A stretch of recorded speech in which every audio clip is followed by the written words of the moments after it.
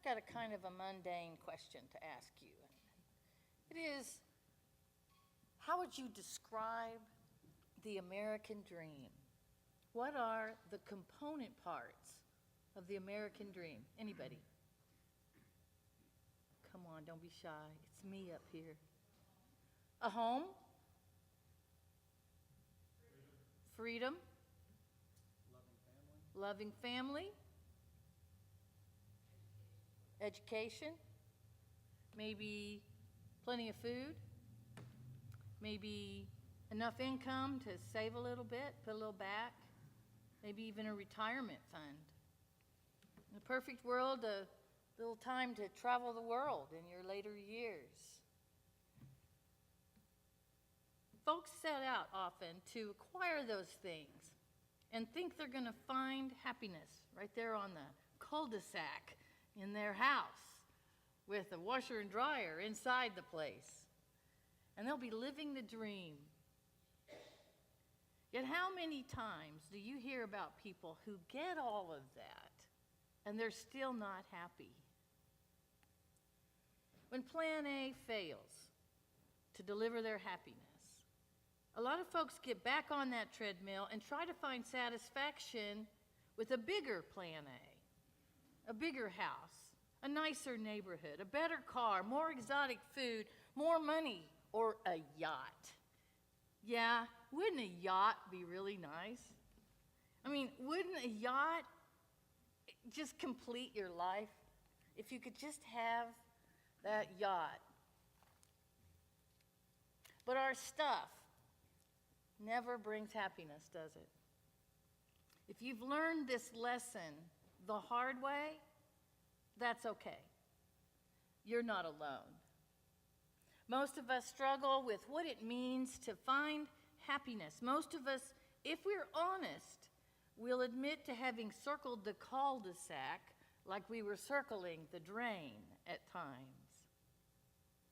But if you came here today thinking that here in the church we might get the happiness formula right, at least this morning, well, I sure hope you're not going to be disappointed if at the end of the day we all have more questions than answers, because we are, after all, diving into the Gospel of John. It is not for the faint of heart. To put today's text that Jamie did a nice job with, Capernaum, and I didn't even have to tell him more than once how to say it. To put today's text in context, you need a short review. You remember last week, in the last week's text, Jesus feeds the 5,000 and then has this pile of leftovers. And the people say, "Nicely done, Jesus. How about you be our king?" But Jesus isn't having it. He slips away that night. He goes across to Capernaum. He has to go across the sea. He walks across the sea. It's just a little footnote in the text. He walks across the sea. And then in this week's text, it's the following morning. The people wake up. They go looking for Jesus, this guy that brought them bread yesterday, this guy they wish would be their king, and they can't find him. They keep looking. Eventually, they go over to Capernaum, and there he is. "When did you come over here?" they ask. He doesn't mention walking over the night before on the water. Who would believe him anyway? Instead, Jesus calls them out. You want bread, but bread is just the start. Jesus says, don't stop with bread. There's something more for those who believe. Now, many of the commentaries I read in studying for this sermon said Jesus is trying to tell the crowd that the spiritual life is more important than the physical life. They argued Jesus is telling the folks that the temporal life is bad, that the eternal life is good. Don't say that way. Let me see. I think that's misguided. But I wonder if we can see the possibility of nuance in this case. That is, I believe it's possible to read this text as if Jesus' message were this: the bread you seek is not the end in itself. The bread's purpose is to be the medium through which we might discover or experience or find that something beyond. I think I'm going to end up coming back to this notion in the next couple of sermons, so I want to stop here and take a little time with this idea. The biblical witness of Jesus' ministry in John seems to place as much emphasis on the physical as the spiritual. It's not a competition, it's more like a pairing. I think about it like a painting, or like that piano music we heard earlier. It's oil and canvas and color and texture, or it's notes on a page, or black and white keys in front of physical hands. All these things are the physical attributes of beautiful art. But who has seen the work of Rembrandt, or Michelangelo, or Frida Kahlo, or Mary Cassatt, and only seen a pile of art supplies? Who heard that music this morning and only thought of ebony and ivory keys? There's something in great art that points beyond its physical attributes. Great art carries meaning, something that isn't physical at all, something that doesn't have to be physical to be real. Maybe it's something we can't quite name. Maybe it's even something we can't quite see or hear. But some things in this life point beyond the precision of this moment to all moments at all times. The question is, would that something beyond even occur to us without the physical presence before us now? Is it possible we're missing something in the physical when we limit or underrate it or call it less than? Is it possible Jesus is teaching the people to mine each moment as a gift, as something ripe with spiritual meaning?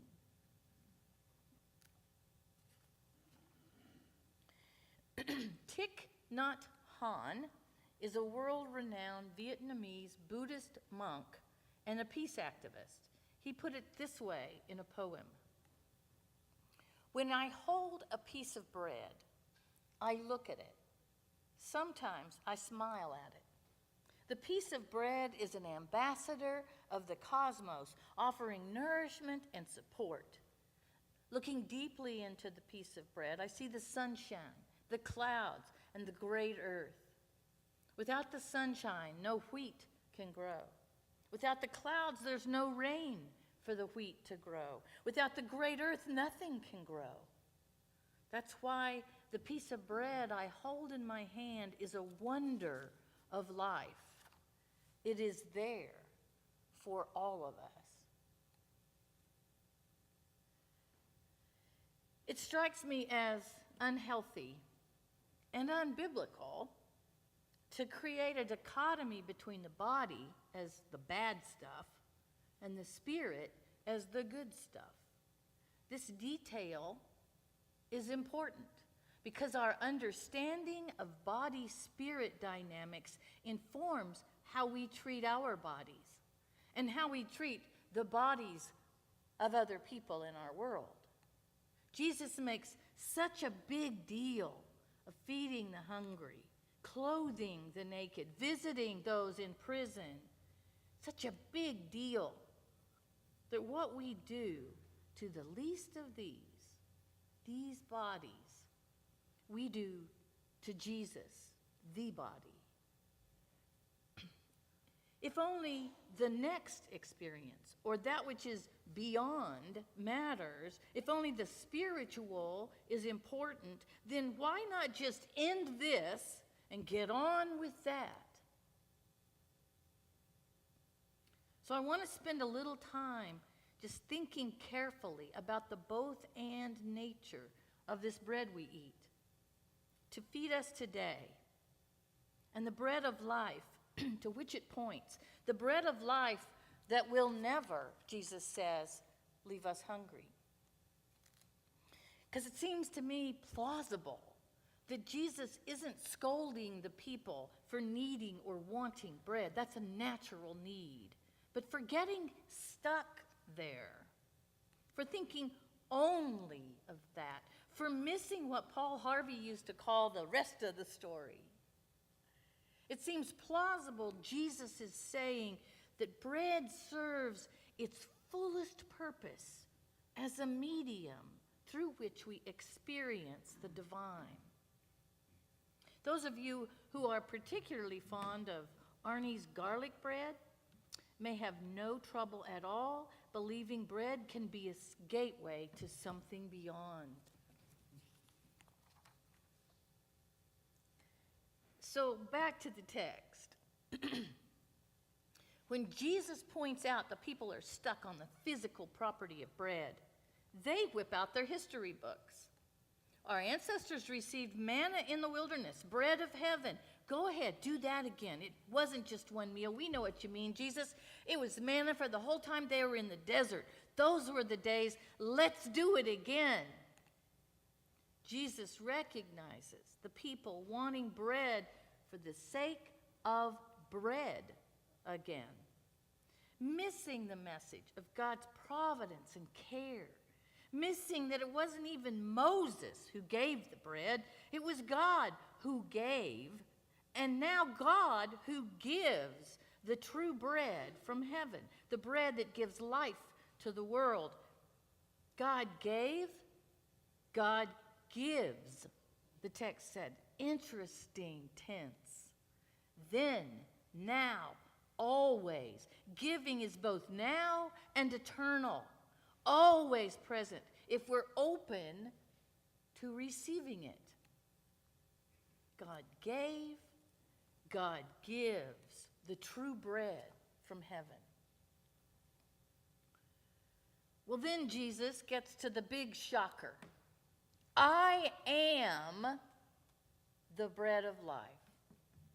This is a bold, drop the mic moment.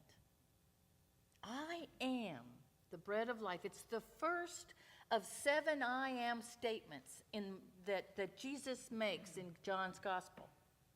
These I am statements unpack Jesus' deep connection to the great I am. The I am that I am. This I am that I am is what we call the tetragrammaton. You don't have to remember that $9 word. But the tetragrammaton are the Hebrew letters that translate YHWH. At least that's what we do with them in English. The letters we pronounce as Yahweh.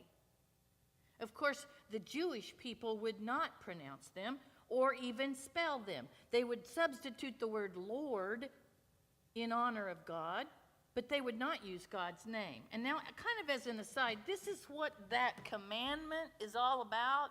Thou shalt not take the Lord your God's name in vain. It's not about saying God, fill in the blank, nasty word.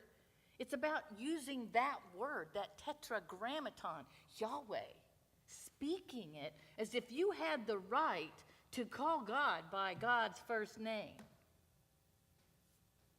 Jesus keeps it personal with the term Father, title, and term of endearment. Then he claims to be I am. That's really bold. Really bold. So when Jesus says, I am the bread of life, his listeners hear him claim that connection to God. The few would have the audacity to claim. Jesus says, what you see here in the flesh points to something bigger, something beyond, something you can't quite name, something that defies definition. What you see here in the flesh of Jesus points to something you can only believe.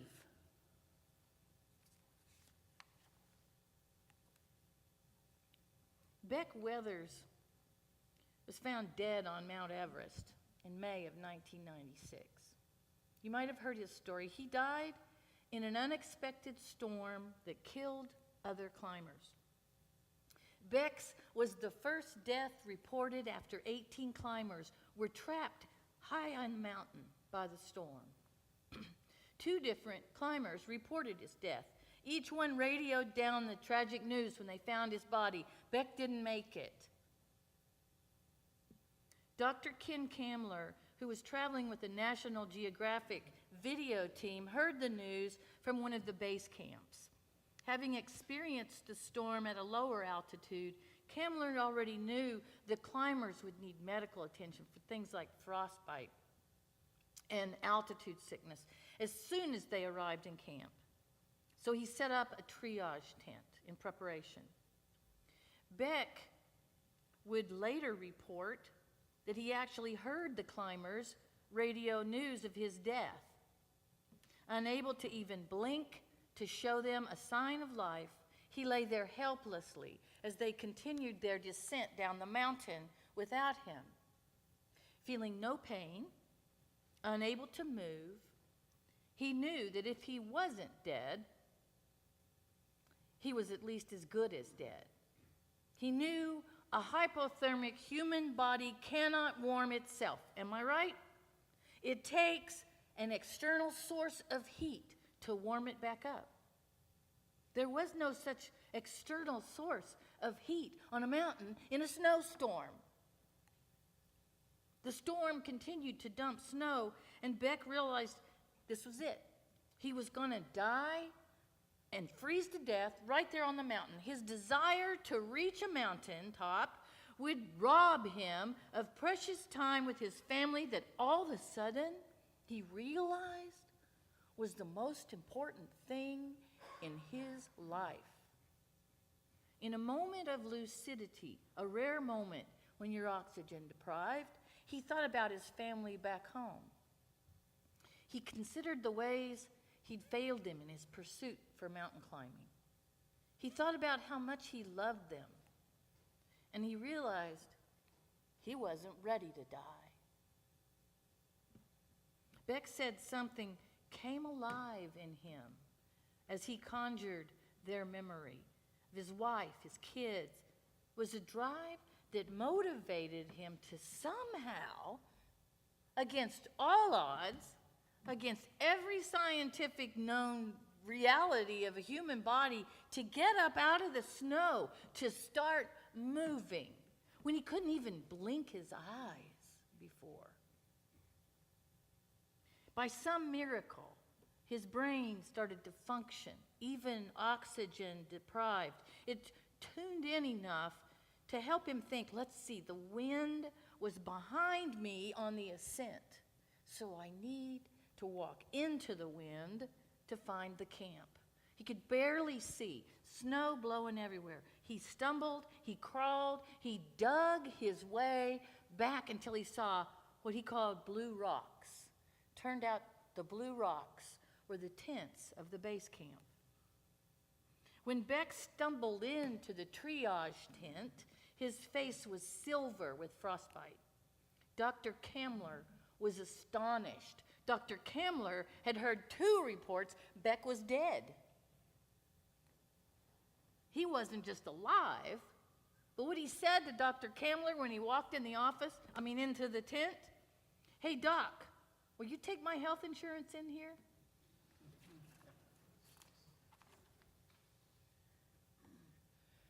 For reasons we don't really understand, we are temporal beings encased in a wonderfully made vehicle that God has knit for us. Surely that gift would have been enough, but there's more. This whole life experience is a conduit to the divine. Call it love, call it what you will, but there's a power that feeds us even when the bread is gone. A breath that fills us even when the air is so thin we should, by all rights, suffocate and die. A love that warms us even when the night is so cold we can't move or feel or even think. There's something we do not even pretend to understand beyond this temporal body. Something more, imbuing our lives with meaning and purpose. Jesus says, don't stop with sustenance of the body. That's important, no question. But don't stop there. I am invites you beyond that. I am offers you so much more. I am the bread of life. Believe.